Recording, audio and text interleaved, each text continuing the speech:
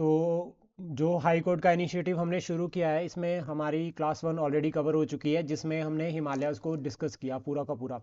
हमने पूरा हिमालयाज़ को पढ़ा, प्री और मेंस दोनों पॉइंट ऑफ व्यू से, प्लस साथ में कुछ जो करंट इनिशिएटिव्स है उनको भी हमने कवर किया। जैसे कि मैंने आपको एक क्वेश्चन भी दिया था वाइब्रेंट विलेज प्रोग्राम वाला, तो उससे ये भी क्लियर होता है कि अगर कोई करंट बेस्ड क्वेश्चंस रहते हैं तो हम उनको भी इजीली जो है वो एड्रेस कर सकते हैं, लिख सकते हैं।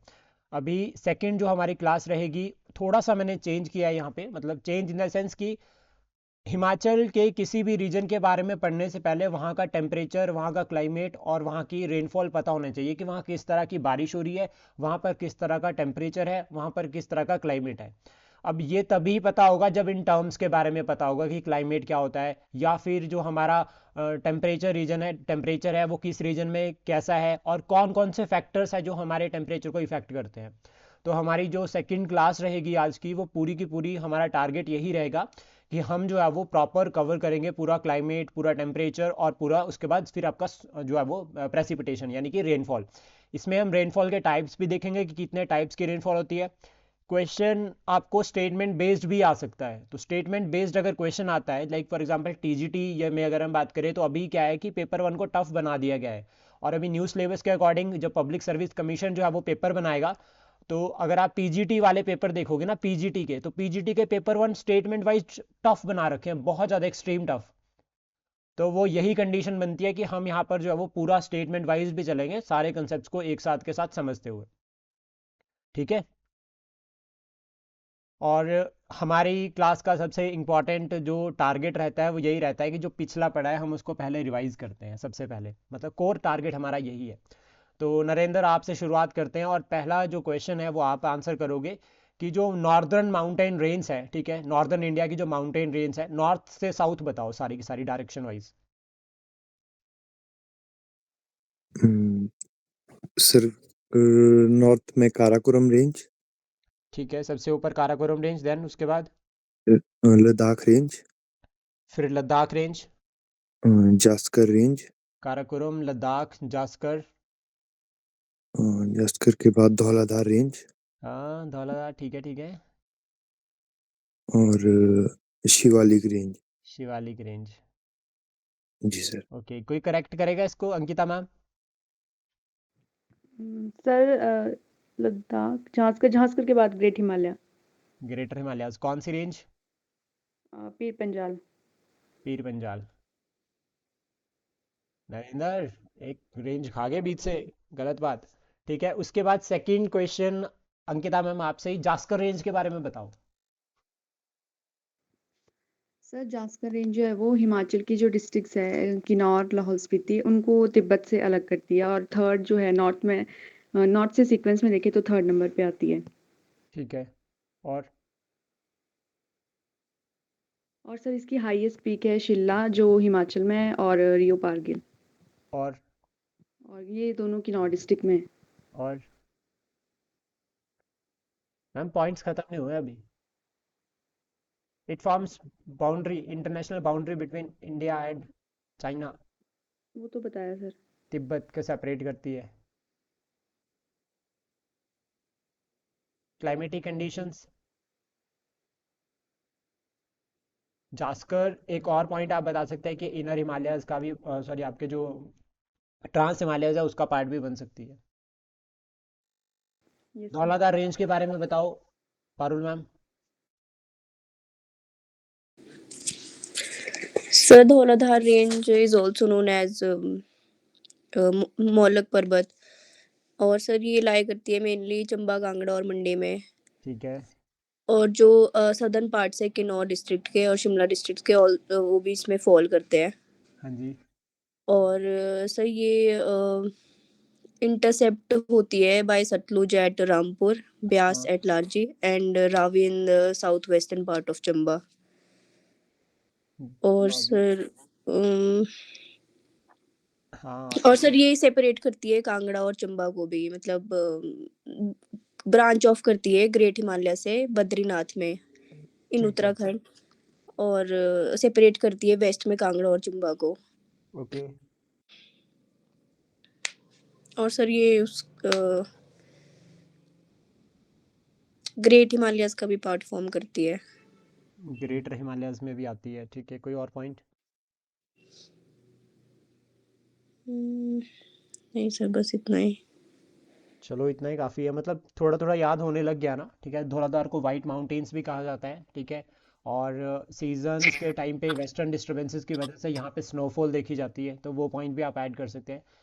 जब भी एक बात याद रखना आप सभी कि आप आंसर्स लिखते हो, तो हम ना कभी कई बार क्या करते हैं कि हम सोचते हैं कि एक्सट्रीम पॉइंट्स लिखने हैं, एडवांस पॉइंट लिखने हैं, लेकिन कॉमन पॉइंट ना स्किप कर जाते हैं।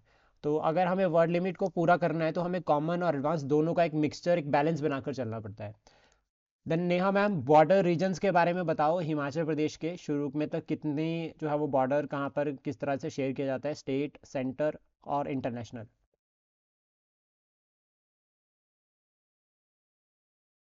शुरू में है ये, और आपने वीडियो में देखा भी होगा। चाइना के साथ शेयर किया जाता है 200 किलोमीटर का। ठीक है। जास्कर रेंज सेपरेट करती है किन्नौर लाहौल स्पीति मतलब तिब्बत को। ठीक है। उसके बाद स्टेट का देखो तो यूपी स्टेट को सेपरेट करता है सिरमौर डिस्ट्रिक्ट का। ठीक है जी। पंजाब की बाउंड्रीज लगती हैं पांच डिस्ट्रिक्ट से, सोलन, बिलासपुर, ऊना, कांगड़ा, चंबा से। जम्मू कश्मीर उसकी बाउंड्रीज लगती हैं चंबा और कांगड़ा से। ओके। और उत्तराखंड की किन्नौर, शिमला और सिरमौर से। हाँ जी। और हरियाणा की सोलन और सिरमौर से। टोटल लेंथ कितनी है बॉर्डर की, अगर पॉइंट ऑफ व्यू से अगर हम बात करें हिमाचल की? 1170 किलोमीटर। 1170, और 200 शेयर करता है चाइना के साथ। ठीक है, हाँ जी। और मंडी कितनी डिस्ट्रिक्ट का बॉर्डर शेयर करता है? 6 डिस्ट्रिक्ट के साथ। सोलन। मंडी और कांगड़ा करता है 6 के। और सोलन कितनी डिस्ट्रिक्ट के साथ शेयर करता है? सर मैंने इतना ही देखा अभी, मतलब ओके। हमीरपुर कितनी डिस्ट्रिक्ट का बॉर्डर शेयर करता है? शायद 5। कौन कौन सी? एक तो बिलासपुर हो गया, मंडी, कांगड़ा, ऊना। बिलासपुर हो गया, मंडी हो गया, कांगड़ा हो गया, ऊना, और हाँ जी सर। और हमीरपुर इटसेल्फ।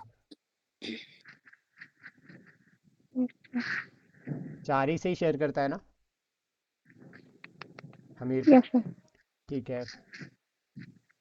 और कुल्लू कितनी डिस्ट्रिक्ट्स का बॉर्डर शेयर करता है अंकिता मैम?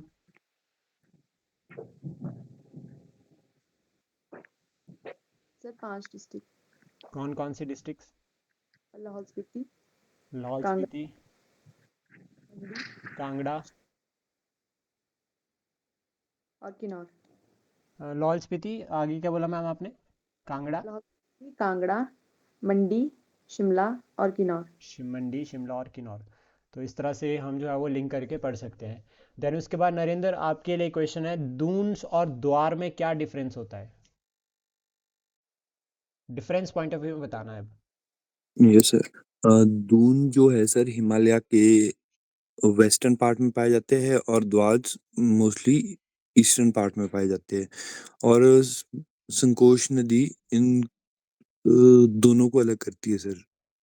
संकोच नहीं डिवाइड सर, वो करती है सर द्वार को। द्वार को अलग करती है। Yes sir. द्वार को सेपरेट करती है। हाँ जी सर, द्वार को अलग करती है। और दून जैसे मोस्टली देहरादून वगैरह ये यहाँ पे पाए, मतलब कि जो ये है ये सर मतलब इससे है जो नदियों द्वारा लाई गई मिट्टी है इससे द्वारा कटे हुए प्लेन्स है ये। और द्वार जो है मोस्टली वो चाय के लिए बहुत ज्यादा फेमस है सर, जैसे कि वेस्ट बंगाल और असम के द्वार, ठीक है। दार्जिलिंग हिमालय और असम के द्वार। ओके। द्वार सिंपल सेंस में अगर हम देखें तो द्वार्स को ना, आपके दून्स को जो है वो लॉन्गिट्यूडनल वैलीज कहा गया है। मतलब नीचे शिवालिक और ऊपर हो गया आपका ग्रेटर हिमालयस। इन दो, अब ग्रेटर हिमालयस की हाइट ज़्यादा है, ठीक है, और शिवालिक में जो है वो आपको एक तरह से एज में रोक, मतलब मिट्टी रोकने के लिए जो है वो जगह मिल जाएगी। तो वो मिट्टी ऊपर से जब बहकर आएगी तो शिवालिक से रुक कर जो है वो प्लेन्स बनाने शुरू हो जाएंगे, और जो फिर प्लेन्स इन दोनों के बीच में बनते हैं, लॉन्गिट्यूडनल प्लेन्स बनते हैं, उनको जो है वो दून्स कहा जाता है। और द्वार की अगर हम बात करें तो द्वार का जो सबसे कॉमन एग्जांपल रहता है वो ये रहता है कि यहाँ पर शिवालिक नहीं होती। अब इस रीजन में जब शिवालिक नहीं होगी तो इस केस में क्या होता है यहाँ पे कि यहाँ जो ग्रेटर हिमालयस है वो बहुत ज़्यादा स्टीप है। स्टीप मतलब ऊंचे खड़े पहाड़ है। अब ऊंचे खड़े पहाड़ है तो मतलब क्या है कि जो पानी बहेगा वो भी तेजी से बहेगा। जब वो तेजी से बहेगा तो वो ज्यादा मिट्टी काट के लेकर आएगा, और जैसे उसको कुछ भी प्लेन रीजन मिलता है वहां पर वो उसको भर देगा, और वहां पे उसको भरेगा तो दैट मीन्स वहां पे भी प्लेन बन जाएंगे। और जो प्लेन आपके नॉर्थ ईस्ट रीजन में बनते हैं उनको बोलते हैं द्वार्स। ठीक है, दो नदियां जो है वो के बीच का रीजन में बनता है ये नॉर्मली अगर हम बात करें। और संकोच रिवर है जो कट करते हैं द्वार्स को, आपका आसाम द्वार में और आपका जो है वो वेस्टर्न द्वार में, ईस्टर्न और वेस्टर्न द्वार में। ये बिल्कुल बेसिक है। पारुल मैम आपके लिए क्वेश्चन, आपको पीक्स बतानी है वेस्ट टू ईस्ट, जो हिमालयन रीजन में पीक्स है सारी की सारी, वेस्ट से शुरू हो जाओ और ईस्ट की तरफ तक, और लोकेशन के साथ बतानी है कि ये पीक यहाँ पर है। सर सब पहले तो वेस्ट से करे तो नंगा पर्वत है। हाँ हाँ, सही जा रहे हो, सही बता रहे हो। उसके बाद सर कमेत है उत्तराखंड में, और नंदा देवी है। हाँ उसके बाद नेपाल में धौलागिरी, अन्नपूर्णा और मनालसू है। ठीक है, मनसालू। मनसालू। और माउंट एवरेस्ट है, कंचनजंगा है और मकालू है। ठीक है, और उसके बाद सर, हाँ, कंचनजंगा सिक्किम में है। हाँ ठीक है, कंचनजंगा सिक्किम में, ओके। उसके बाद सर ईस्ट वाली साइड पे अरुणाचल प्रदेश में नामचा बर्वा है। नामचा बरवा। ठीक है, और ये आपने बात की थी एक पीक की, जास्कर रेंज में जो हाईएस्ट पीक है उत्तराखंड में वो कौन सी है? कमेत। कमेत पीक, तो ये भी याद रखना, ठीक है। और ओवरऑल अगर हम हिमाचल में बात करते हैं, वैसे तो अभी इसको एक तरह से लाइक फैक्ट है, ये हमारी बुक्स में अपडेट नहीं हुआ अभी, लेकिन गवर्नमेंट सोर्सेज में अपडेट हो चुका है कि शिला जो है वो पीक नहीं है अभी, हिमाचल की हाईएस्ट पीक। तो ये बिल्कुल बेसिक रहते हैं, कहीं कहीं पे आपको मिलेगा, कहीं सोर्सेज पे नहीं मिलेगा। तो जनरली हमें क्या करना है इसको पढ़ने के लिए, अभी हमें यहाँ से इस प्रॉब्लम से बाहर निकलने का सबसे बेस्ट सोल्यूशन यही है कि हमें ना एवरेज पता होनी चाहिए कि किसकी कितनी हाइट है, क्योंकि वो डायरेक्ट अभी उनको भी पता है कि ये क्वेश्चन में के रिगार्डिंग चैलेंज बन सकता है, तो वो भी नहीं पूछेंगे। वो भी पूछेंगे तो इसको मॉडिफाई करके चेंज करके पूछ सकते हैं। देन उसके बाद ऑलमोस्ट हमने क्वेश्चंस फॉर्मेट में भी इसको डिस्कस किया था कि challenges faced by the Himachal Himalayas, कि जो हिमाचल हिमालयस है वो कौन कौन से चैलेंजेस फेस कर रहे हैं। अगर ब्रीफली हम बात करें तो यहाँ पर चैलेंज में सबसे पहला चैलेंज हम बता सकते हैं कि डिफॉरेस्टेशन हो रही है बहुत ज़्यादा। फिर उसके बाद सेकंड पॉइंट हम बता सकते हैं ग्लेशियर लेक्स बन रही है, और ये ग्लेशियर लेक्स जो है वो आर्टिफिशियल जो है वो एक तरह से लेक्स बन रही है, इसकी वजह से फ्लड लाइक कंडीशन बन रही है। थर्ड जो चैलेंज फेस कर रहा है Himachal Pradesh, that is cloud burst. Cloud burst यानी कि हैवी अमाउंट ऑफ रेनफॉल, एक ही जगह पे इतनी इंटेंस रेनफॉल हो जाना कि वहां पे जो है वो लैंडस्लाइड्स और फ्लड लाइक कंडीशन बन जाती है, जैसा कि शिमला में अभी देखा गया था इस मानसून में। तो ये सबसे कॉमन एग्जाम्पल रहता है, तो ये चैलेंज फेस कर रहे हैं। देन उसके बाद जो इकोनॉमी के पॉइंट ऑफ व्यू से या डेवलपमेंट के पॉइंट ऑफ व्यू से जो चैलेंजेस फेस कर रहे हैं उसमें आपका रैपिड अर्बनाइजेशन आती है। साथ साथ में आप इनको नोट डाउन भी करते रहना, ठीक है। रैपिड अर्बनाइजेशन एक सबसे बड़ा कारण रहता है। और इंपॉर्टेंट कारण अगर हम बात करें तो यहाँ पे पोल्यूशन का हम बता सकते हैं, ठीक है, पोल्यूशन भी एक कारण रह रहा है। और जब हम पोल्यूशन को लिखते हैं ना यहाँ पे, तो हम फॉर एग्जांपल कर सकते हैं कि जो टूरिज्म इंक्रीज हुआ है हिमाचल में, उसकी वजह से अब हम देखते हैं कि पहाड़ों में भी जो है वो पॉलीथीन के, प्लास्टिक के पैकेट्स, प्लास्टिक बॉटल्स जो है वो वहाँ पे मिलती है। ये बिल्कुल कोर है, और बिल्कुल एक हम सभी इसको विटनेस करते हैं हर रोज, क्योंकि हम लोग कहीं ना कहीं किसी ना किसी पहाड़ को रोज ना चलते हैं, क्रॉस करते ही हैं, और हम देखते हैं कि यार ये जंगल, ये रीजन तो बिल्कुल खाली था और यहाँ पे भी प्लास्टिक की बॉटल्स है। तो ये पोल्यूशन को जो है वो एक तरह से लीड, मतलब पोल्यूशन के साथ लिंक करते हैं, और ये हम बता सकते हैं कि as it is challenge. Then जब भी चैलेंज रहते हैं तो हमारे पास कुछ वे फॉरवर्ड होते हैं कि क्या जो है वो सोल्यूशन हो सकते हैं। तो जहां पर हम डेजर्टिफिकेशन देख रहे हैं वहां पर हम कह सकते हैं कि रिफॉरेस्टेशन प्रोग्राम सरकार ने चला रखे हैं। जहां पर भी हम ग्लेशियर लेक्स देखते हैं वहां पर हम ये कह सकते हैं कि हम डैम्स बना रहे हैं, और डैम्स बनाने से क्या है कि जो इंटेंसिटी है या जिस तरह से जो है वो फ्लड जो है वो इफेक्ट करता है वो थोड़ा कम होगा। फिर जहां पर रैपिड अर्बनाइजेशन की हम बात करते हैं तो वहां पर हम साइंटिफिक डेवलपमेंट को लिख सकते हैं कि साइंटिफिक डेवलपमेंट को प्रमोट भी कर रहे हैं। हमारा टारगेट है कि हम जो है वो ग्रीन विलेजेस बनाएंगे, और जो है वो इको फ्रेंडली जो है वो हमारी जो है वो सिटीज़ होंगी। देन उसके बाद हम बता सकते हैं, जब क्लाउड बर्स्ट की हम यहाँ पे बात करते हैं तो हम यहाँ पर बता सकते हैं गवर्नमेंट के इनिशिएटिव। अब देखो क्लाउड बर्स्ट क्या है, एक नेचुरल डिजास्टर है, उसको तो रोका नहीं जा सकता, लेकिन उसकी इंटेंसिटी को कम किया जा सकता है। कैसे? हम ये कह सकते हैं कि प्रिकॉशंस लेंगे, अर्ली मेजर्स लेंगे। जैसे फॉर एग्जांपल कि हमें पता है कि ये जोन पे जो है वो आपका जो है वो कंडीशंस रहती है कि यहाँ पे क्लाउड बर्स्ट लाइक बन जाते हैं, स्लाइड्स हो सकते हैं, तो हम क्या करेंगे, उसको रेड जोन डिक्लेयर कर देंगे, पहला पॉइंट।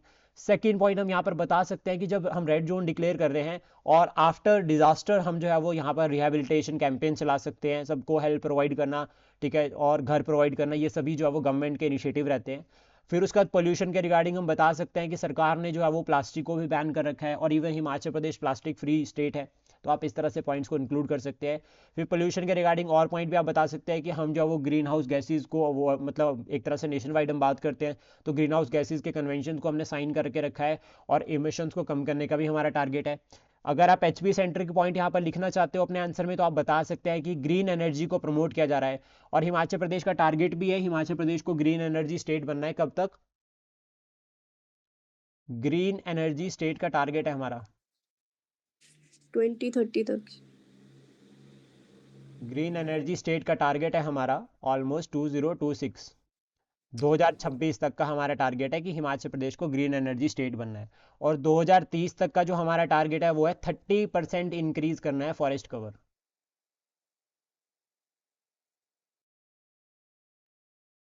देन उसके बाद एक क्वेश्चन और है, पीर पंजाल में कौन कौन सी इंपॉर्टेंट लेक्स है हिमाचल प्रदेश में स्पेशली? अंकिता मैम, यहाँ पे सिर्फ पीर पंजाल की ही बात की जा रही है। मनी मणिमहेश, मणिमहेश, साथ में लोकेशन बताते चलना कहाँ पर है। चंबा, मणिमहेश, ठीक है, चंबा, ओके।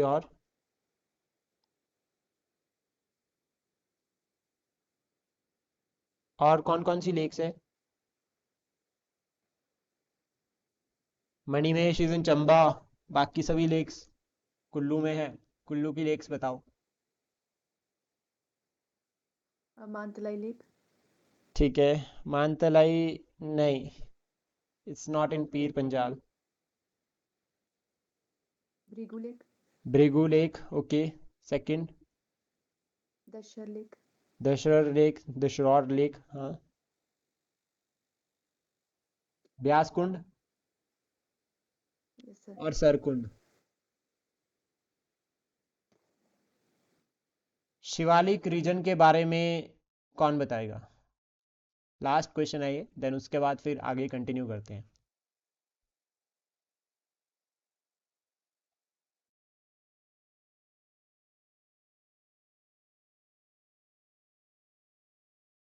नेहा मैम, आप बताओगे शिवालिक रीजन के बारे में कुछ बेसिक जो आपको पता है अभी तक?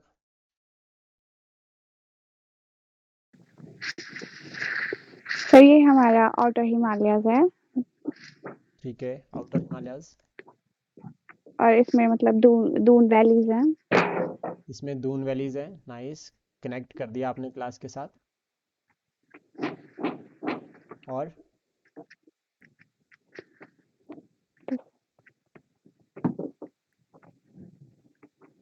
शिवालिक को मानक पर्वत भी कहा जाता है, यस सर। तो ये एक बेसिक पॉइंट रहता है, शिवालिक को मानक पर्वत कहा जाता है। नरेंद्र, बाकी पॉइंट्स बताओ।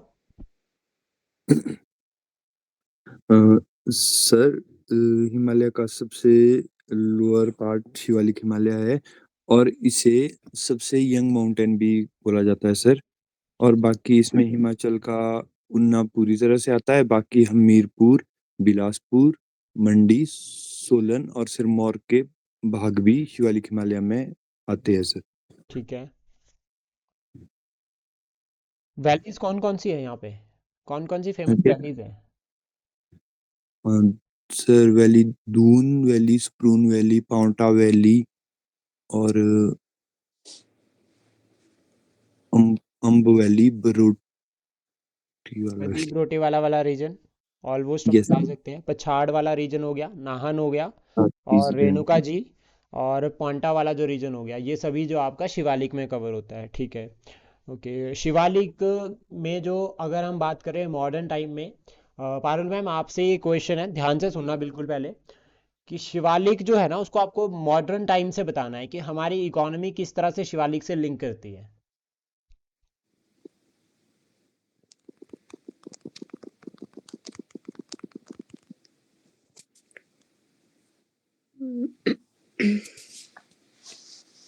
शिवालिक जो है वो हमारी इकोनॉमी यानी कि हिमाचल प्रदेश की इकोनॉमी के साथ किस तरह से जो है वो लिंक करती है।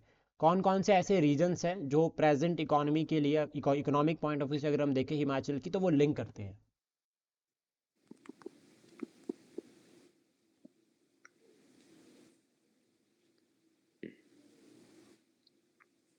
चलो क्वेश्चन थोड़ा सा और चेंज करते हैं। शिवालिक जो है अगर हम देख रहे हैं कि शिवालिक में जो है वो एक तरह से इकोनॉमिक डेवलपमेंट के पॉइंट ऑफ व्यू से हम देख रहे हैं आजकल के टाइम पे कि शिवालिक में ना बहुत सारे जो है वो अब छोटी छोटी सिटीज़ बननी शुरू हो गई है। मतलब जैसे हमारे पेरेंट्स कहते थे कि इस रीजन में ना पहले एक भी घर नहीं होता था, लेकिन अब इस रीजन में आपको 100 घर एक साथ देखने को मिलेंगे। जनरली ऐसा सुना होगा आपने, और हर जगह की ये कहानी है। और यहाँ पर जो है वो फिर लोग बाहर से आकर बस गए, पहला पॉइंट तो ये हो गया। सेकंड पॉइंट ये हो गया कि यहाँ पर इंडस्ट्रीज लगनी शुरू हो गई। जो शिवालिक के रिगार्डिंग पॉइंट आता है, इंडस्ट्रीज लगनी जब यहाँ पर शुरू हुई तो यहाँ पे बीबीएन रीजन को हम बता सकते हैं कि बद्दी बरोटीवाला और जो नालागढ़ वाला रीजन है यहाँ पर जो है वो मॉडर्न इंडस्ट्रीज है।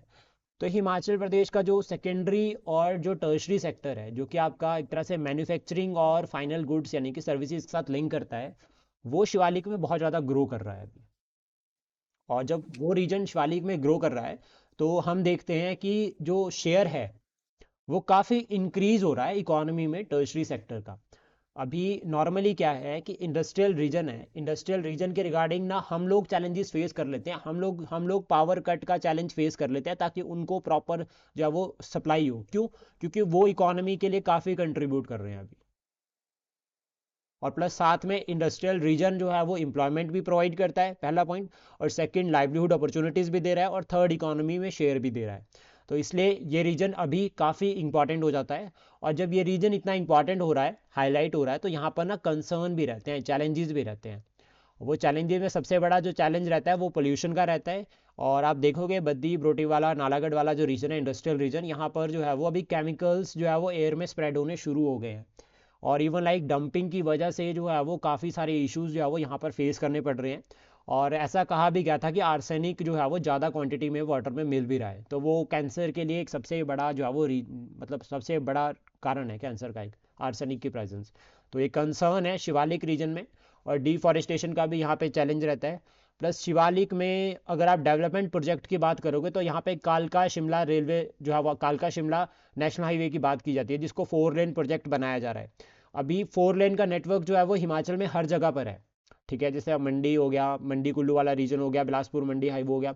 लेकिन जो हमारी साइड पे है यहाँ पे, ठीक है, इन सोलन आपका शिमला, स्पेशली जो शिवालिक रीजन है, इसमें जो चैलेंज है सबसे बड़ा वो ये है कि यहाँ पे ना मतलब पहाड़ों की हाइट थोड़ी अच्छी है, और इस वजह से यहाँ पे डिफॉरेस्टेशन और लैंडस्लाइड का कंसर्न सबसे बड़ा बना हुआ है इस टाइम पे। और हमने देखा भी है last to last time monsoon के टाइम पे कितने सारे जो है वो लैंडस्लाइड्स जो है वो इस रीजन में हुए थे।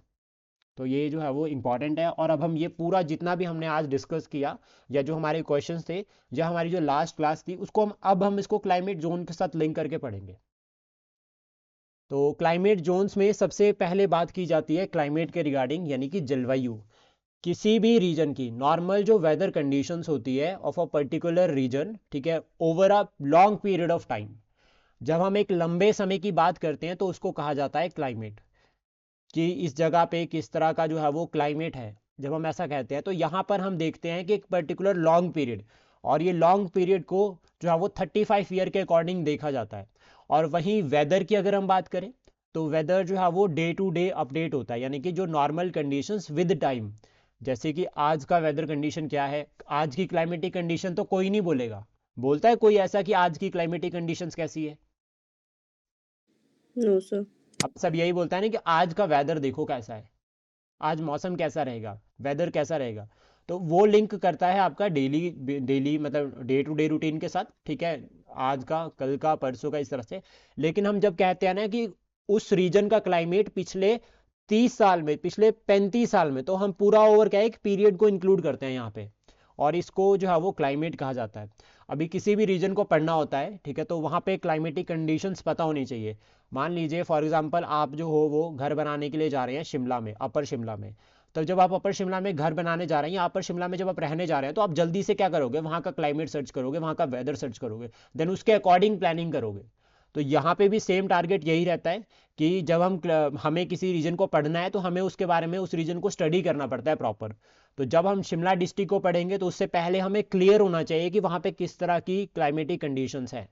तो इसलिए जो है वो क्लाइमेट वाला जो चैप्टर है इसको हम पहले कवर कर रहे हैं। और हिमाचल प्रदेश जो है वो एक हिमालयन स्टेट है, तो इसकी वजह से यहाँ पर जो है वो आपको क्लाइमेटिक कंडीशंस जो है वो हिमालयन पॉइंट ऑफ व्यू से देखने मिलेगी, जिसमें जो आपका हिमालयाज़ की जो इन्फ्लुएंस है वो क्लाइमेट पर रहती है, और इसको हम पूरा डिस्कस करेंगे। सबसे पहले हम बात करेंगे कि कौन कौन से जो फैक्टर्स हैं जो रिस्पॉन्सिबल है आपके क्लाइमेट जोन्स के रिगार्डिंग हिमाचल प्रदेश में। तो सबसे पहला आता है लेटीट्यूड और लोकेशन, सॉरी आपका लोकेशन। लेटीट्यूड और लोकेशन की अगर हम बात करें, ये किस तरह से लिंक करता है, जैसे अब मान लीजिए फॉर एग्जांपल कि इस तरह से लेटीट्यूड्स जो है वो हिमाचल प्रदेश में थोड़े, अब हम क्या करते हैं ना, इसको थोड़ा सा टिल्ट समझना, हम इसको हम ना जैसे हमारी अर्थ गोल है, अब हम ग्लोब जो होता है हमारा उसको, उसकी डायरेक्शन हम अपने अकॉर्डिंग चेंज कर सकते हैं। तो अब क्या करते हैं, हम इक्वेटर को इस तरह से यहाँ पर बनाते हैं, फॉर एग्जाम्पल की फॉर्म में समझा रहा हूँ, बनेगा तो और नीचे, लेकिन हम इसको एग्जाम्पल फॉर्म में लगता है कि यहाँ पर हो गया 0 डिग्री इक्वेटर, हम इसको हिमालय जिस तरह से हिमाचल है उसी तरह से समझ रहे हैं। अब अगर ये इक्वेटर है तो इससे जो इधर वाला रीजन होगा उसको बोलते हैं टेम्परेट, बिल्कुल ध्यान से समझना, इसको बोलते हैं टेम्परेट, और इक्वेटर वाले रीजन को इक्वेटर बोलेंगे। लेकिन अभी क्या है कि हिमाचल पॉइंट ऑफ व्यू से इधर अगर देख रहे हैं तो दैट इज ट्रॉपिकल एंड सब ट्रॉपिकल। 2 पॉइंट में समझना, ठीक है, जो आपका यहां पर अगर हम इस डिग्री पे चल रहे हैं तो दैट इज ट्रॉपिकल एंड सब ट्रॉपिकल, और उसके बाद फिर आपका बाहर चलेंगे तो टेम्परेट। लेकिन यहां पर हम टेम्परेट में नहीं जाएंगे, क्यों, क्योंकि यहां पर आते हैं प्लेन्स, तो हम टेम्परेट रीजन को यहां पर बनाएंगे, क्योंकि हम यहां पर एलिवेशन की तरफ देखेंगे, हम देखेंगे कि जितनी हम हाइट पर जा रहे हैं उतना टेम्परेचर जो है वो कम हो रहा है। जब टेम्परेचर कम हो रहा है तो वो रीजन में टेम्परेट जोन बनता है, तो उसको हम यहां पर जो है वो हायर कंडीशन को हम टेम्परेट देखेंगे, और देन उसके बाद आपका ट्रॉपिकल और सब ट्रॉपिकल। तो ट्रॉपिकल सब ट्रॉपिकल हमने जो है वो आपका ईस्ट, आपका वेस्ट वाली साइड यहां पर कर दिया, और ईस्ट वाली साइड अगर हम यहां पे बात करें तो हमने टेम्परेट की बात की। अब लेटीट्यूड और लोकेशन कैसे लिंक करते हैं, जैसे मान लीजिए हमने बात की कि यही ट्रॉपिकल की एग्जाम्पल ले लेते हैं। अब ट्रॉपिकल में हमें पता है कि ऊना डिस्ट्रिक्ट का एक एग्जाम्पल लेते हैं। अब ऊना डिस्ट्रिक्ट पूरी की पूरी ट्रॉपिकल रीजन में आती है। ट्रॉपिकल का मतलब होगा कि यहाँ पर जो है वो आपका ट्रॉपिक्स लाइक कंडीशन बन रही है। ये मैं आपको पूरा अभी बताता हूँ कैसे होगा ये। ट्रॉपिक्स का मतलब क्या होता है, देखो सिंपल सेंस में समझो। इक्वेटर का, इक्वेटर से लेकर ट्रॉपिक ऑफ कैंसर और कैप्रिकॉन के बीच में ऐसे ऐसे आता ना यहाँ पर कि ये इक्वेटर हो गया, यहाँ पर आपका ट्रॉपिक ऑफ कैंसर, यहाँ पर हो गया कैप्रिकॉन। इनके बीच में सूरज जो है, सन जो है वो हर ट्रॉपिक के ऊपर सिर पे एक बार होगा। सन जो है वो सिर के ऊपर होगा हर बार, मतलब एक ना एक टॉपिक के ऊपर सिर पर होगा। अगर सिर पर होने का मतलब क्या हो गया कि इंटेंस ऑफ हीट होगी, मतलब टेम्परेचर बहुत ज्यादा होगा। अब यहाँ पे एक ट्विस्ट आता है कि हिमाचल प्रदेश तो ऑलरेडी, अगर हम इंडिया के पॉइंट ऑफ व्यू से देखें तो इंडिया को इस तरह से हम जब डिवाइड करते हैं इंडिया को, तो ऑलमोस्ट हिमाचल तो सब ट्रॉपिकल रीजन में आता है। तो फिर यहाँ पर ट्रॉपिकल कंडीशंस कैसे बन गई? जो यहाँ पर ट्रॉपिकल कंडीशंस बनी वो हमने बनाई यहाँ पर हिमालयाज की हाइट के अकॉर्डिंग, कि हिमालयाज की हाइट सी लेवल से 350 से लेकर जब हम 7000 तक जाते हैं, तो उस केस में यहाँ पर जो 350 से लेकर 750 मीटर के बीच का जो रीजन है दैट इज आपका सब ट्रॉपिकल या ट्रॉपिकल रीजन, और 750 से लेकर 1500 के बीच में जाते हैं तो सब ट्रॉपिकल रीजन। तो हमने यहां पर जो ट्रॉपिकल सब ट्रॉपिकल कहा वो हिमालयाज के अकॉर्डिंग कहा with respect to the height, कि हिमालयाज की हाइट किस तरह से इंक्रीज हो रही है। ये क्लियर हुआ?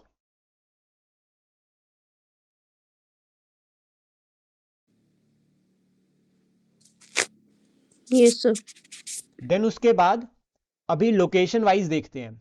अब कोई स्टेट, कोई डिस्ट्रिक्ट अगर मान लीजिए ट्रॉपिकल रीजन में है तो क्लियर पता चल गया उसका कि वहां पे ट्रॉपिकल जो है वो क्लाइमेटिक कंडीशंस होगी, मतलब जैसा ट्रॉपिक्स में होता है। अभी हम डिस्कस करेंगे ट्रॉपिक्स में किस तरह की कंडीशंस होगी। देन उसके बाद एल्पाइन की, यहाँ सॉरी अगर हम ऐसी एक और एग्जांपल है कि लाइक किन्नौर। अब किन्नौर एक ऐसा रीजन है यहाँ पे जो हमें पता है कि यहाँ पर आपकी ड्राई कंडीशंस है। यहाँ पे जो है वो सिर्फ विंटर में सीधा जो है वो स्नोफॉल होता है, यहाँ पे बारिश नहीं होती, ड्राई कंडीशंस है। तो अल्पाइन कंडीशंस ये भी हमें पता चलेगा कि किस तरह से होगी, इसको हम डिस्कस करेंगे, और लोकेशन बेस्ड ये पता चलता है। देन ये फैक्टर इफेक्ट करता है। देन उसके बाद ऑल्टीट्यूड, ऑल्टीट्यूड को मैं आपको बता चुका हूँ कि सी लेवल से, हम सी लेवल से देखते हैं अप्रॉक्सीमेटली 350 मीटर से लेकर 6000 मीटर तक अबव सी लेवल। और इसमें यह रहता है कि लोअर रीजन में आपके पास अलग जो है वो क्लाइमेटिक कंडीशंस रहती है, जब हम अपर हिमाचल में जाते हैं तो वहाँ पर अलग कंडीशंस रहती है। इसका सबसे कॉमन एग्जांपल रहता है कि जो आपका बिलासपुर, सोलन हो गया, सोलन, इनके जो लोअर रीजन है यहाँ पर आपको ट्रॉपिकल, सब ट्रॉपिकल कंडीशंस मिलेगी। और वहीं अगर हम बात करें हमारे लाहौल स्पीति, किन्नौर हो गया या पांगी वाला रीजन हो गया, यहाँ पर आपको जो है वो एक तरह से जो है वो कंडीशंस मिलेगी, जहाँ पे आपको कोल्ड डेजर्ट लाइक कंडीशंस मिलेगी। मतलब यहाँ पर आपको जो है वो एरिड कंडीशन, सूखा मिल सकता है, लेकिन कौन से वाला? कोल्ड डेजर्ट वाला। देन टोपोग्राफी बहुत इंपॉर्टेंट फैक्टर रहता है। टोपोग्राफी का मतलब हो गया कि जो हमारे यहाँ पर फीचर्स बनते हैं, वेरियस लैंडफॉर्म्स बनते हैं सरफेस के ऊपर, जैसे वैलीज हो गया। अब वैलीज जो पता है कि खुला एरिया है, तो यहाँ पर आपको धूप भी मिल जाएगी अच्छी, ठीक है, और धूप मिलेगी तो दैट मीन्स टेम्परेचर मॉडरेट रहेगा। वहीं अगर हम बात करें कोई ऐसा रीजन हो गया, इस तरह से माउंटेन हो गई, और यहाँ वाला जो रीजन हो गया इसके साइड, यहाँ पे अगर सन यहाँ से हो रहा है तो इधर वाली साइड पे तो आपको धूप मिल जाएगी, लेकिन ये वाली साइड पे आपको जो है वो फिर धूप नहीं होगी, तो ये शेडो जोन हो गया। अब अगर शेडो जोन है तो यहाँ पर जनरली बात है कोल्ड एरिया होगा। और हम देखते भी है कि जब पहाड़ों में अंदर जाते हैं, तो वहां पे जो है वो ठंड महसूस होती है। तो दैट मीन्स वहां पे जो क्लाइमेटिक कंडीशंस होगी वो उस तरह से डिपेंड करेगी।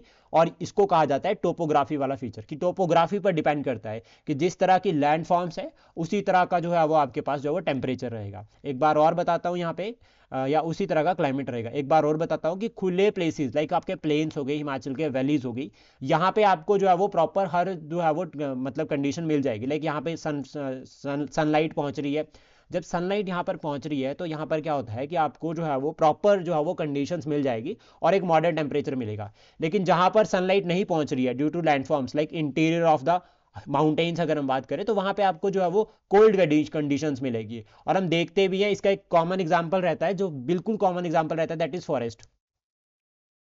अब फॉरेस्ट एरिया में हम देखते हैं, घने जंगलों में अब जाते हैं हिमाचल के, जैसे चायल के जंगल हो गए, तो चायल के जंगलों में ठंड जो है वो जनरली देखी जाती है, ठीक है। लेकिन वहीं अगर हम थोड़ा सा प्लेन एरिया में एंटर करते हैं जहाँ पे फॉरेस्ट कवर नहीं है, तो वहाँ पे बढ़िया धूप होती है, वहाँ पे मॉडरेट टेम्परेचर रहता है। और जब वहाँ पे मॉडरेट टेम्परेचर रहता है तो वहाँ पे आपका एग्रीकल्चर वगैरह एक्टिविटीज़ भी होती है। और लोग भी, तो हम जब अपने घर बनाते हैं तो नॉर्मली हम क्या करते हैं, हम देखते हैं कि ना प्लेन सा एरिया है जहाँ पे धूप हो, प्रॉपर ठंड ना हो। कोल्ड स्टोर में तो कोई घर बनाता ही नहीं है एक्सेप्ट शिमला, क्योंकि शिमला में तो आप देखोगे ऐसे इंटीरियर जगह पे घर है, वहाँ पे जो है वो धूप पहुँचती ही नहीं है। तो वो एक सबसे बड़ा एग्जाम्पल रहता है कि जहाँ पे धूप नहीं पहुँच रही तो वहाँ पे आपको 12 महीने ठंड ही मिलेगी, वो लोग स्वेटर ही डाल के रखते हैं। देन उसके बाद एक पॉइंट और आता है जो क्लाइमेट के साथ लिंक करता है, that is western disturbances. Western disturbances यानी कि मेडिटेरियन सी से चलने वाली हवाएं, ठीक है, जो भारत पहुंचती है। मेडिटेरियन सी से चलने वाली हवाएं जो भारत पहुंचती है, और ये कौन से टाइम पे पहुंचती है? जनरली आपका जो हमारा विंटर सीजन होता है, जब विंटर सीजन में यहाँ पर पहुंचती है, यानी कि आजकल तो हम देखते हैं रेनफॉल होती है इस टाइम पे, और यहाँ पर स्नोफॉल भी होता है। तो विंटर में जो स्नोफॉल होता है हिमाचल रीजन में या हिमालयाज में, वो वेस्टर्न डिस्टर्बेंसेज की वजह से होता है मेनली। और कहीं ना कहीं ये जो है वो आपका वेस्टर्न डिस्टर्बेंसेज एक तो विंटर क्रॉप्स के लिए भी जो है वो लिंक करती है। विंटर में कौन सी क्रॉप्स ग्रो की जाती है, रबी या खरीफ? पारुल मैम, विंटर में कौन सी क्रॉप्स ग्रो की जाती है? किसी और को पता है? रबी। हाँ जी, रबी। रबी, बिल्कुल। रबी क्रॉप्स जो है वो ग्रो की जाती है विंटर में, खरीफ जो है वो आपका मॉनसून सीजन में। देन यहाँ पर आपका स्नो कवर रहेगा, और जहाँ पर भी स्नो कवर रहता है डेफिनेटली वहाँ पे आपको ठंड देखने को मिलेगी। तो दैट मीन्स वहाँ की क्लाइमेटिक कंडीशंस जो है वो वेस्टर्न डिस्टर्बेंसेस से लिंक करती है। जब हम वेस्टर्न डिस्टर्बेंसेस से लिंक करने की बात कर रहे हैं ना, तो याद रखना मेडिटेरियन जो हमारी यहाँ पर जो विंड्स होती है उनको लिंक की जा रही है। देन उसके बाद मॉनसून एक सबसे इंपॉर्टेंट फैक्टर रहता है, और प्रीलिम्स में एक बार क्वेश्चन भी पूछा गया है कि मॉनसून कौन सी लैंग्वेज से लिया गया है। तो याद रखना मॉनसून जो है वो अरेबिक वर्ड है, जिसका मतलब हो गया मौसम। और मॉनसून दो तरह की हमारे यहाँ पर होती है, एक साउथ वेस्ट मॉनसून होती है और दूसरा रिटरेटिंग मॉनसून होती है। यानी कि एक मॉनसून जब जो है वो क्या होता है, मॉनसून हवाएं जो है वो आपका जो है वो इस तरह से, जो साउथ वेस्ट मॉनसून इसको कहा गया है, कि जब समुद्र से यानी कि सी से जो है वो लैंड की तरफ जो है वो विंड्स चलती है, और ये अपने साथ जो है वो मॉइस्चर कैरी करके लेकर आती है, और फिर जो है वो ये लैंड मासेस पर जो है वो रेनफॉल के लिए रिस्पॉन्सिबल है। पहला ये हो गया। सेकंड उसके बाद ये हो गया retreating monsoon. Retreating monsoon generally आपका अक्टूबर से शुरू होती है, मिड अक्टूबर से, और इसका मतलब ये होगी मॉनसून की वापसी। तो फिर मॉनसून की वापसी इस तरह से होती है, यहाँ से विंड्स जो है वो वापस जाती है। तो ये भी जो है वो हिमाचल के क्लाइमेट को इफेक्ट करता है। देन उसके बाद एक और आता है यहाँ पर, that is orographic effect. Orographic का मतलब क्या हो गया, सिंपल सेंस, कि ये एक माउंटेन है, ठीक है। अभी क्या है, बादल बने, देखो समझना ध्यान से, इसको डायग्राम में छोटा सा बनाया है, क्लियर है ना, डायग्राम दिख रहा है ना सभी को? Yes sir. बहुत सिंपल सेंस में हम इसको समझे। देखो बादल बने, सबसे पहले क्या होता है, इवेपोरेशन होती है। इवेपोरेशन यानी कि भाप बनता है, फिर बादल इकट्ठे होते हैं, फिर वो कंडेंस्ड होते हैं। फिर जब कंडेंस्ड होंगे तो एयर क्या करती है, उनको मूव करती है। जब एयर उनको लेकर जाती है, अब मान लीजिए कोई हिमालय या उसकी हिमालय या उनकी हाइट है बहुत ज़्यादा, या कोई ये पहाड़ है इसकी हाइट है बहुत ज़्यादा। अब इसने इन बादल्स को रोक दिया। अब बादल को रोक दिया तो डेफिनेटली क्या होगा कि इस साइड पे बारिश हो जाएगी। जब इस साइड पे बारिश हो गई तो ये वाली इस वाली साइड पे तो आपको अच्छी कंडीशंस, नॉर्मलाइज कंडीशंस हो गई। लेकिन वहीं जो ये रीजन है, जो इसके अपोजिट साइड वाला रीजन होगा, ये बन गया शेडो रीजन। और ना बहुत हमारे पेरेंट्स कहते भी हैं ऐसा कि एक बारिश हो जाएगी ना, उसके बाद ठंड कम हो जाएगी, बोलते हैं ना, ऐसा सुना है आपने भी सभी ने। Yes sir. तो वो कारण यही होता है, क्योंकि क्या होता है कि बारिश क्या करती है, हमारी जो क्लाइमेटिक कंडीशंस हैं उसको मॉडरेट कर देती है एक तरह से। और ये नॉर्मल फिनोमेनन नहीं है, ये एक एवरेज फिनोमेनन है जो चलता ही आ रहा है। हमेशा ऐसा ही होता है कि अगर बारिश हो रही है, मतलब सर्दियों के टाइम पे, जैसे आजकल चल रहा है टाइम, तो आजकल अगर बारिश हो जाती है तो उसके बाद ना थोड़ा सा जो है वो सर्दी थोड़ी कम हो जाती है। लेकिन फिर भी ज़्यादा तो होती है नो डाउट, लेकिन कम हो जाती है। ज़्यादा कौन सी साइड होगी, जहां पर जो है वो बारिश नहीं हो रही है, जिस रीजन पे बारिश नहीं हो रही है उस रीजन पे जो है वो आपका जो है वो क्या होगा, यहाँ पे जो है वो ठंड रहेगी। लेकिन जहां पर बारिश हो जाती है वहां पे थोड़ी सी जो है वो स्लाइटली ठंड कम हो जाती है। देन उसके बाद नेक्स्ट जो रहता है वो रहता है टेम्परेचर इन्वर्जन। ये बहुत ज़्यादा इंपॉर्टेंट है, specially mains point of view से। टेम्परेचर इन्वर्जन का मतलब क्या हो गया, देखो नॉर्मली क्या होता है, जब हम हाइट में जाते हैं, अगर मान लीजिए हम गर्मियों के टाइम पे जो है वो हाइट में जाएं, कॉमन एग्जांपल लेते हैं पंजाब हरियाणा के लोग, वो शिमला क्यों आते हैं, क्योंकि पंजाब में गर्मी हो रही है, प्लेन रीजन। लेकिन वहीं हिमालयाज हाइट में यहाँ पर हम देख रहे हैं टेम्परेचर कम होता है, दैट मीन्स ठंडी कंडीशन यहाँ पर मिलेगी। तो नॉर्मल कंडीशन क्या रहती है कि टेम्परेचर जो है वो कम होता है अगर जो है वो अल्टीट्यूड इंक्रीज हो रहा है, यानी कि जितने आप हाइट पे जाओगे टेम्परेचर कम होगा। और ये फिनोमेनन एक नॉर्मल कंडीशन है। लेकिन क्या होता है टेम्परेचर इन्वर्जन में यहाँ पर, कि जो आपका नॉर्मल कंडीशंस रहती है ना, वो उनका रिवर्स हो जाता है। और जनरली ये विंटर सीजन में देखा जाता है, मतलब आजकल के टाइम पे कैसे। और अभी न्यूज़ में भी चल रहा है यहाँ पे आजकल, कल ही आपने न्यूज़पेपर में पढ़ा होगा कि अमर उजाला में ये मेंशन था कि शिमला में जो है वो गर्मी महसूस की जा रही है। शिमला में टेम्परेचर जो है वो ज़्यादा देखा जा रहा है as compared to plains. Delhi में ठंड हो रही है लेकिन शिमला में गर्मी हो रही है। तो ये टेम्परेचर इन्वर्जन की वजह से है। अब कैसे है, इसका एक छोटा एग्जांपल रहता है कि जो गर्म हवा होती है वो हल्की होकर ऊपर उठ जाती है, और ठंडी हवा जो होती है वो डेंसर होती है, तो इसलिए वो सेटल डाउन होती है। तो जब वो सेटल डाउन होगी तो वैलीज में जो टेम्परेचर देखा जाता है वो कम देखा जाता है। और जब हम ऊपर जाते हैं, वैली से ऊपर माउंटेन की तरफ जाते हैं, तो वहां पर आपका टेम्परेचर जो है वो ज्यादा होता है। क्लियर हुआ ये? Yes sir. Narendra, Ankita ma'am, समझ आया ये? Yes sir. बिल्कुल बता देना, नहीं समझ आया तो दोबारा जो है वो हम इसको डिस्कस करेंगे, क्योंकि हमें आगे आगे नहीं भागना है, हमें पूरा कंसेप्ट क्लियर करके चलना है। देन उसके बाद अभी टेम्परेचर इन्वर्जन आगे भी आएगा जब हम प्रेसिपिटेशन को पढ़ेंगे। देन उसके बाद कॉन्टिनेंटल कंडीशंस, और अभी आपको समझ आ गया तो वहां पर मैं आप लोगों से पूछने वाला हूं, तो इसलिए ध्यान रखना बिल्कुल। कॉन्टिनेंटल कंडीशंस, कॉन्टिनेंट मतलब एक तरह से देखो, अब हिमाचल को, या फिर अगर हम इंडिया का मैप बनाते हैं यहाँ पे, ठीक है, और एवरेज मैप बनाएंगे, एडजस्ट कर लेना थोड़ा सा, ठीक है, कोशिश करेंगे कि बेहतर बनाए।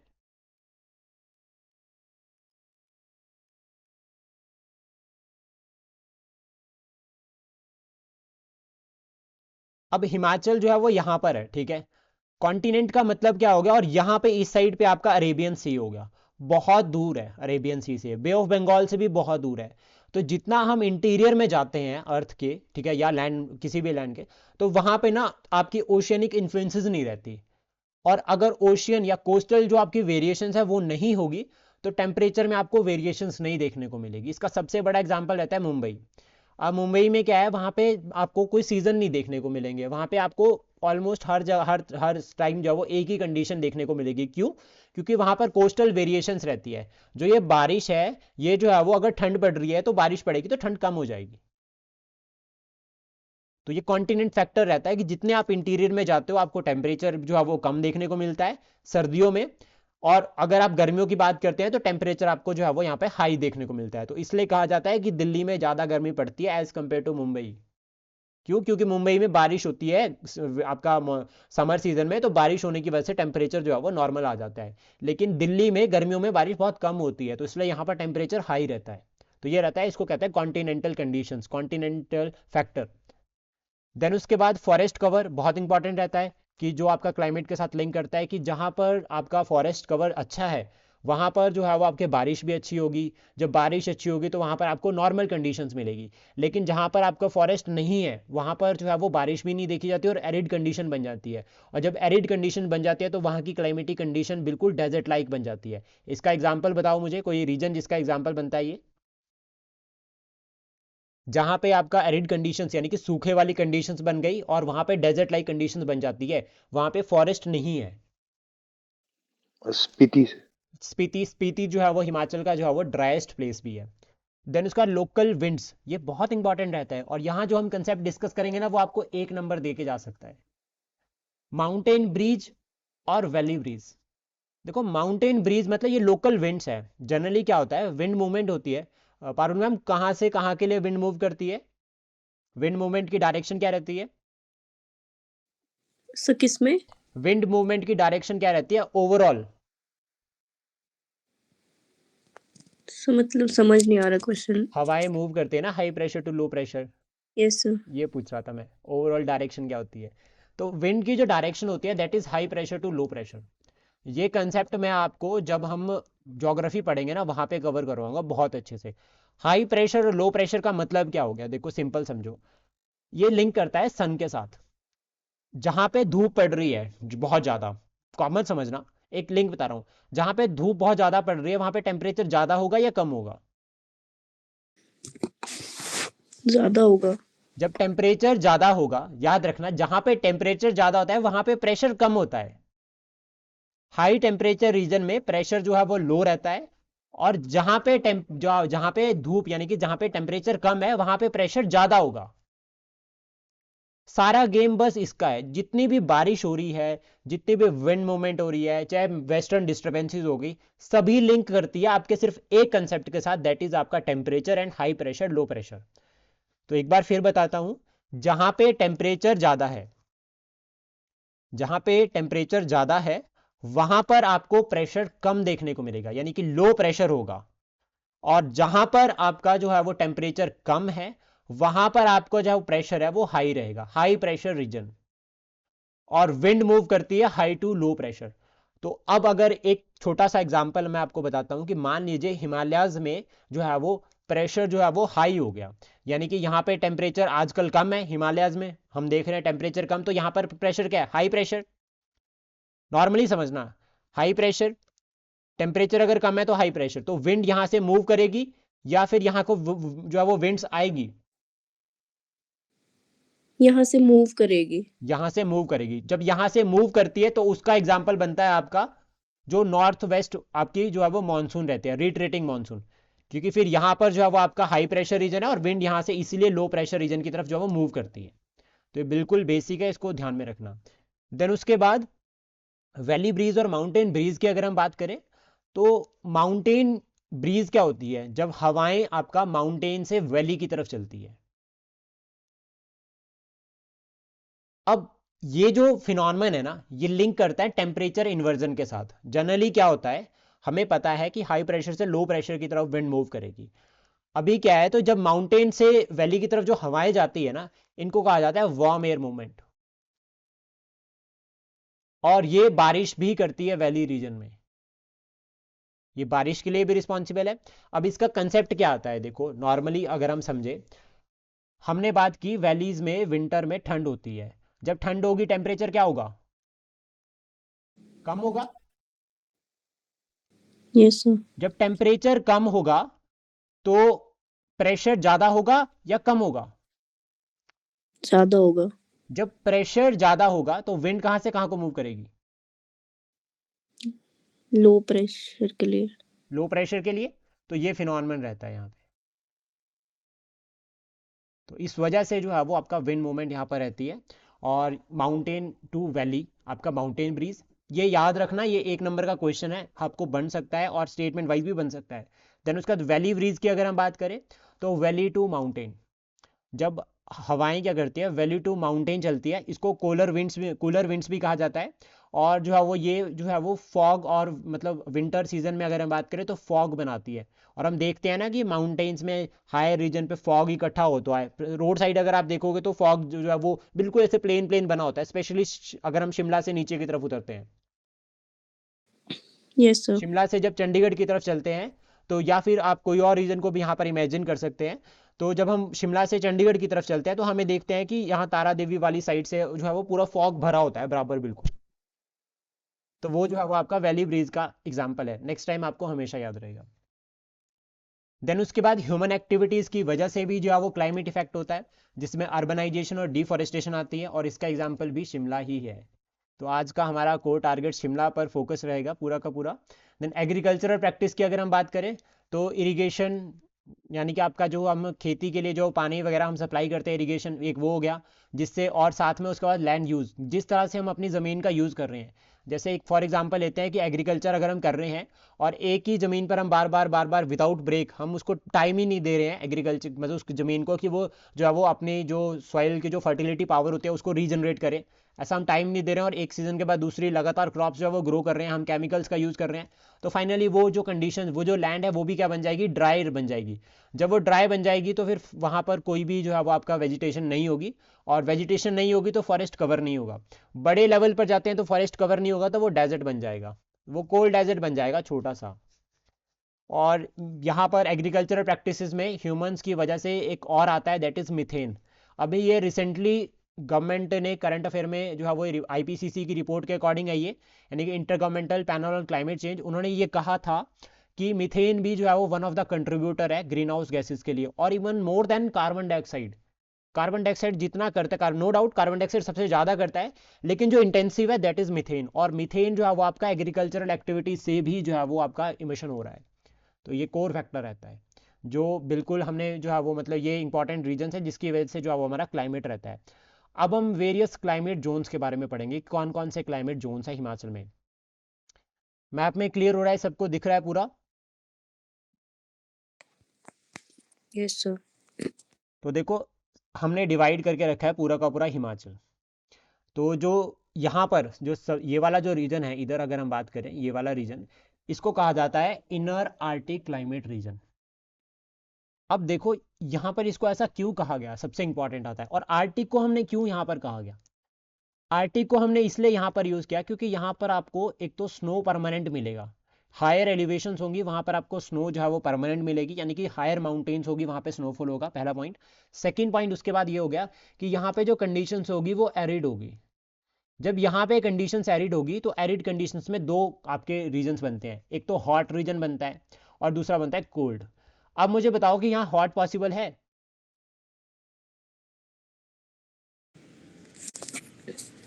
हायर एलिवेशन में हॉट कंडीशंस बन सकती है? नेहा मैम,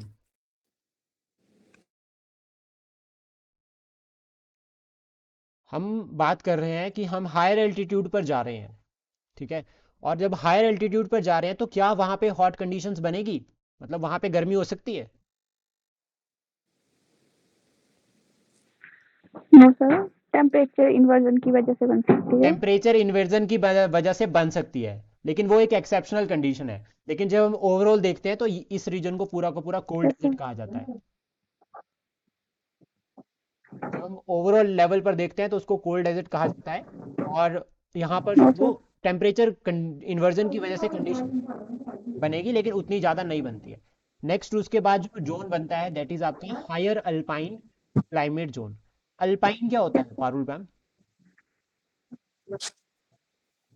तो जहाँ पे सर जहाँ पे मतलब टेम्परेट और ट्रॉपिकल माउंटेन्स होते हैं, जहाँ पे ट्री लाइन होती है, मतलब ट्री लाइन और स्नो लाइन का दोनों का कॉम्बिनेशन होता है। नॉर्मल और सिंपल में हम समझे तो ट्री लाइन है एक तरह से।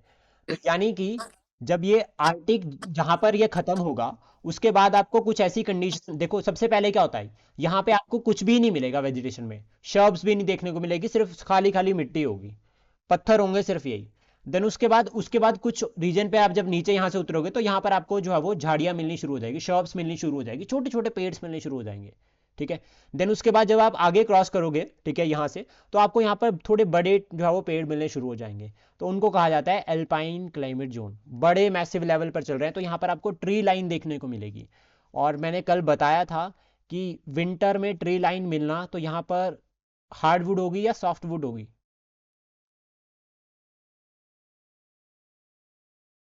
सॉफ्टवुड। सॉफ्टवुड रिच रीजन, ये सॉफ्टवुड जो है वो यहाँ पर आपको देखने को मिलेगी। ये बिल्कुल बेसिक कंसेप्ट। देन उसके बाद जब एल्पाइन को हम क्रॉस करेंगे तो हमें टेम्परेट क्लाइमेट जोन मिलेगा। अब हम यहाँ पर बात कर रहे हैं टेम्परेट के बारे में, और सबसे इंपॉर्टेंट रहता है टेम्परेट में यहाँ पर टेम्परेट क्लाइमेट जोन। यहाँ पर आपको टेम्परेट लाइक कंडीशन मिलेगी। देखो अब हम यहाँ इसको थोड़ा डिवाइड करते हैं, हम समझते हैं इक्वेटर के थ्रू, मतलब हम इसको अर्थ के थ्रू समझते हैं। दिस इज इक्वेटर, ठीक है, ये इक्वेटर हो गया। और इक्वेटर जो है वो सबसे बड़ी जो है वो पैरेलल ऑफ लेटीट्यूड है। देन उसके बाद ये आ गया आपका ट्रॉपिक ऑफ कैंसर, तो ये ट्रॉपिकल कंडीशंस हो गया। उसके बाद जो यहाँ पर हम हायर एलिवेशन पे जब जाते हैं दैट इज टेम्परेट। तो मतलब अब यहाँ वाली कंडीशंस, इस रीजन वाली कंडीशंस अगर हमें कहीं मिल रही है तो उस रीजन को टेम्परेट क्लाइमेट रीजन कहा जाएगा। इसलिए जो है वो आपका यहाँ पर टेम्परेट क्लाइमेट रीजन है। सिमिलर विद सब ट्रॉपिकल। देखो ट्रॉपिकल तो ये वाला रीजन हो गया, जैसे यहां पर हम बना देते हैं हिमालयाज, सॉरी आपका इंडिया, तो ये वाला रीजन जो हो गया आपका ट्रॉपिकल हो गया, और जो ऊपर वाला रीजन हो गया दैट इज सब ट्रॉपिकल। तो यहां पर यही आता है, तो हमने इक्वेटर वाली लाइन इसलिए यहां पर बनाई थी। तो ऊपर वाला रीजन हो गया हमारा सब ट्रॉपिकल और नीचे वाला हो गया ट्रॉपिकल। अब हम पूरा इनको डिटेल में डिस्कस करते हैं कि कौन सी कंडीशन कहां पर किस तरह से बन रही है। तो सबसे पहले हम बात करते हैं लोअर ट्रॉपिकल एंड सब ट्रॉपिकल रीजन के बारे में, यानी कि इस रीजन के बारे में। तो इस रीजन को हमने डिवाइड किया है जनरली एक लाइन के साथ, जो कि आपका ऊपर वाला रीजन आपका सब ट्रॉपिकल हो गया, जहां पे सब ट्रॉपिकल कंडीशंस बनेगी, और जो लोअर वाला रीजन हो गया यहाँ पर आपका ट्रॉपिकल बनेगी। तो ये रीजन में इंक्लूड अगर हम बात करें, सबसे पहले कौन कौन से रीजन इंक्लूड होते हैं यहाँ पे वो हम देखेंगे। तो foot hill of the Himalayas, कि हिमालयाज की जो फुट हिल्स है, लाइक आपके दून्स वैली हो गया। अब यहाँ पर देखो तो यहाँ पर आपका कांगड़ा, हमीरपुर, फिर आपका यहाँ पर सॉरी ऊना, हमीरपुर, फिर आपका बिलासपुर, देन आपके पास लोअर सोलन आता है, और सिरमौर आपका कुछ रीजन सिरमौर का। तो ये सभी इंक्लूड होता है आपका जब हम देखते हैं यहाँ पर ट्रॉपिकल में। फिर सब ट्रॉपिकल में अगर हम बात करें तो इस वाले रीजन में हमारे पास थोड़ा सा अपर कांगड़ा आ गया। फिर हम थोड़ा हमीरपुर को इंक्लूड कर सकते हैं, लेकिन अपर हमीरपुर सिर्फ इसमें।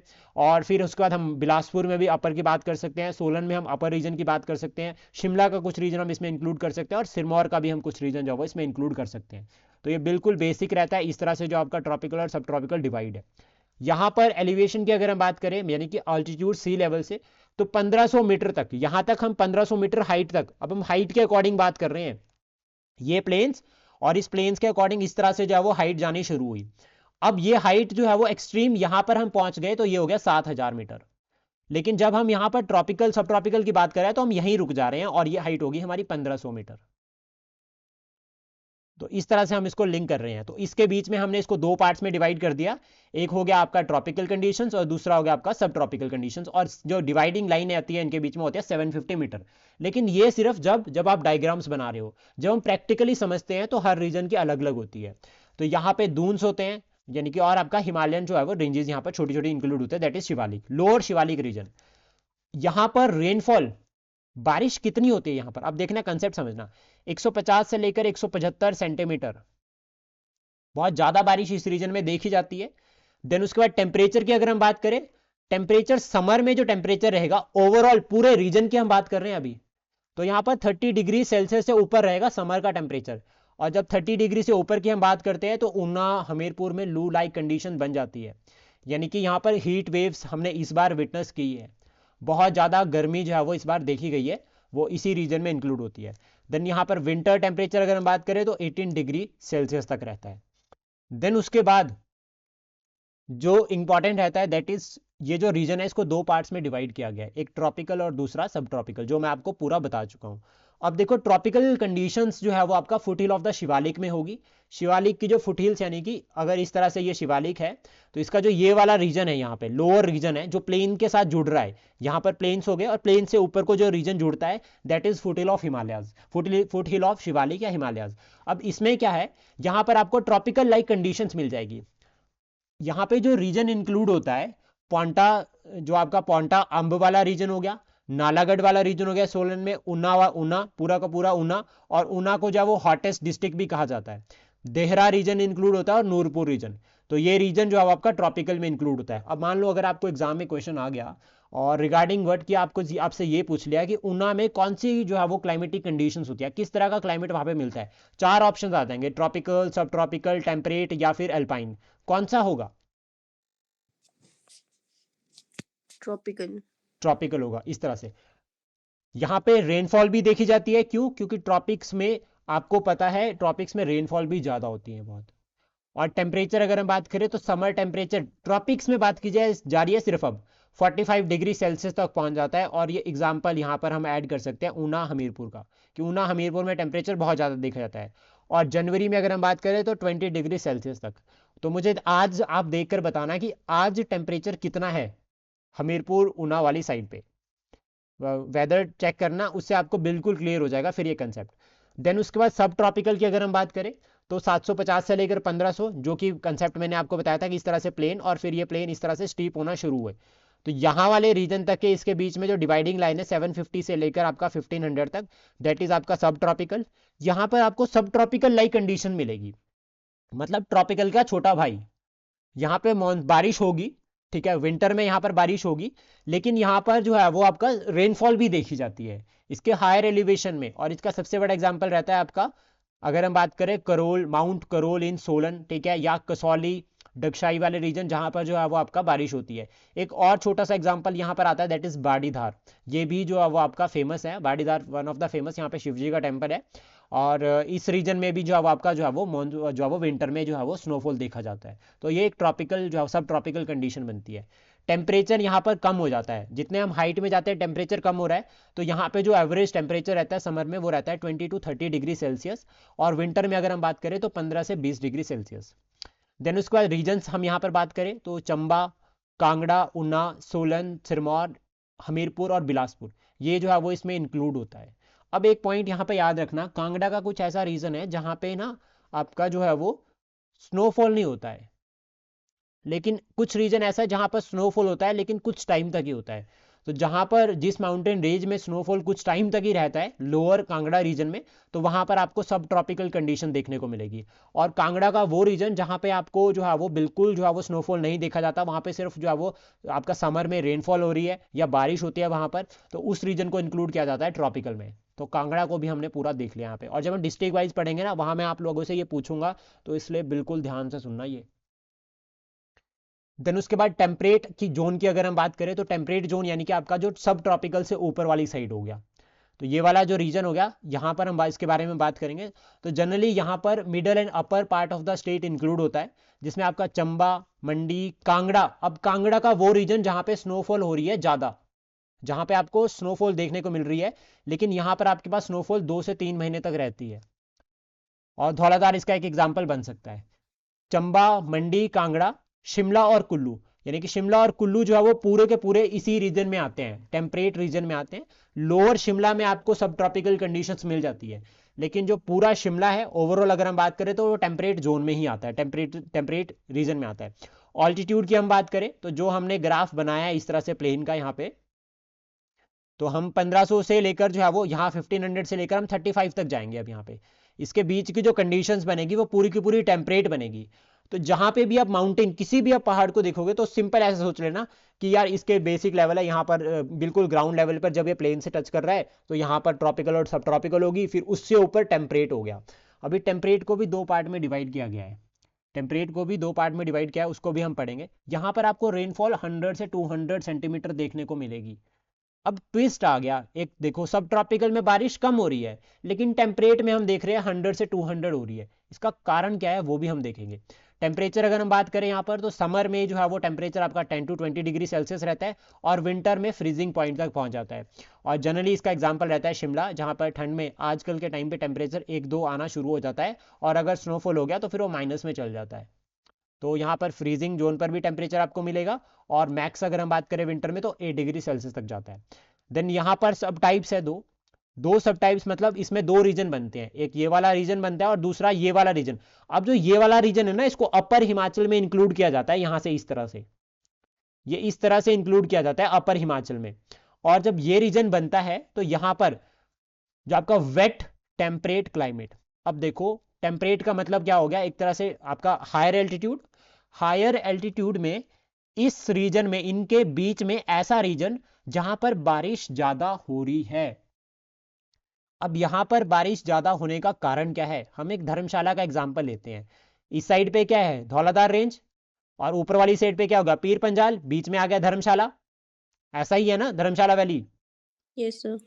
अब बादल आए, उन्होंने जो कम हाइट वाली धौलाधार थी उनको तो क्रॉस कर दिया, लेकिन ज्यादा हाइट वाली पीर पंजाल को क्रॉस नहीं कर पाए और धर्मशाला रीजन में बरस गए। तो इसलिए धर्मशाला में ज्यादा बारिश होती है। शिमला उसके बाद दूसरे नंबर पर आता है जहां पर सबसे ज्यादा बारिश होती है हिमाचल में, और पालमपुर भी इसी में इंक्लूड होता है। तो पालमपुर में देखोगे ना आप, तो साइड में आपको माउंटेन्स देखने को मिलेगी बड़ी बड़ी, और बीच में जो है वो वैली, पालमपुर वैली, तो ये लिंक करता है यहाँ पे। प्लस जो आपकी हायर एलिवेशन है, जैसे धौलाधार हो गया या फिर आपका पीर पंजाल हो गया, इनकी जो हायर एलिवेशन है यहाँ पर आपको विंटर में स्नोफॉल देखने को मिलेगा। तो टेम्परेट जोन की वजह से यहाँ पर आपके पास एक तो विंटर स्नोफॉल हो गया, और वेट की मतलब बारिश हो गई। तो विंटर में बारिश जहां पर हो रही है वो रीजन आपका बनता है धर्मशाला, और हायर एलिवेशन पे और मॉनसून में भी यहां पर बारिश हो रही है, तो धर्मशाला की जो कंडीशंस है वो टेम्परेट के अंडर आती है। क्लियर, समझ आ गया ये? Yes sir. देन इसमें दूसरा जो सब टाइप बनता है यहाँ पे, वो बनता है मॉइस्ट वेट टेम्परेट जोन। अब मुझे सबसे पहले बताओ पारुल मैम, ये मॉइस्ट का मतलब क्या होता है? सर मॉइस्ट का मतलब जहाँ पे ज्यादा बारिश नहीं हो रही है, नमी, लेकिन वहां पे नमी देखी जाती है एटमॉस्फेयर में, मॉइस्चर होता है पर। मॉइस्चर होता है। अब ये वाला जो रीजन हो गया, ये आपका देखो हमने यहाँ पर कवर किया, तो इस वाले रीजन में तो ज्यादा बारिश हो रही है, लेकिन जो ये वाला रीजन है यहाँ पर बारिश कम होती है, लेकिन यहाँ पर जो है वो मॉइस्चर जो है वो ज्यादा रहता है, यानी कि ह्यूमिड क्लाइमेट यहाँ पर देखने को मिलता है। तो इसमें आपका शिमला, कोटगढ़, नारकंडा, कुल्लू, ठीक है, सिराज और चंबा, ये रीजन इंक्लूड होता है इसमें। तो अभी याद रह जाएगा कि जब भी हम नारकंडा की बात करेंगे तो नारकंडा में जो क्लाइमेटिक कंडीशन बनते हैं वो बनते हैं moist wet temperate zone. Wet का मतलब यहाँ पे बारिश भी हो रही है, लेकिन बारिश सिर्फ सीजन में होती है, उसके बाद आपको ड्राई कंडीशन या नमी वाली कंडीशन यहाँ पे आपको देखने को मिलेगी। टेम्परेचर अगर हम बात करें तो 10 से 16 डिग्री सेल्सियस तक यहाँ पर टेम्परेचर रहता है समर का, और ऑलमोस्ट विंटर में यहाँ पर स्नोफॉल होती है, विंटर में स्नोफॉल होती है। अब इन यहाँ पे ना एक चैलेंज है सबसे बड़ा, वो है कि मॉनसून में जब यहाँ बारिश हो रही है ना, क्योंकि हमने वेट बात की, तो यहाँ पर जो बारिश ज्यादा होती है वो आपकी मॉनसून के टाइम पे ज्यादा होती है। जब मॉनसून के टाइम पे ज्यादा बारिश होती है तो यहाँ जो कंडीशंस बनती है वो बनती है क्लाउड ब्रस्ट की। तो यहाँ पर रिसेंट एग्जांपल रहता है क्लाउड ब्रस्ट का, वो अभी इस बार जो बारिश हुई है रामपुर वाले रीजन में, शिमला में, वहां पे क्लाउड ब्रस्ट हुए थे ना। कौन सा गांव था, क्या नाम था गांव का?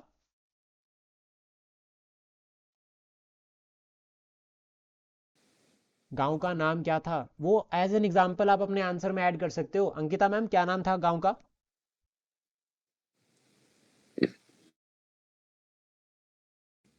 नरेंद्र?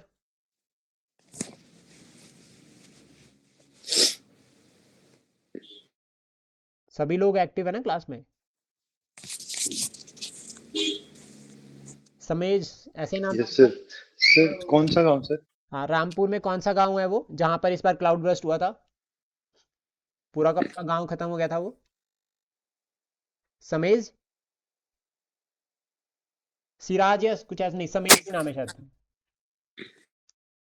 एक बार इसको चेक कर लेना, एज एन एग्जांपल आप ऐड कर सकते हो क्लाउड ब्रस्ट का। जब आप रीजन को ऐड करते हो ना तो उससे जो है वो ज्यादा अच्छा जो है वो इंप्रेशन बनता है।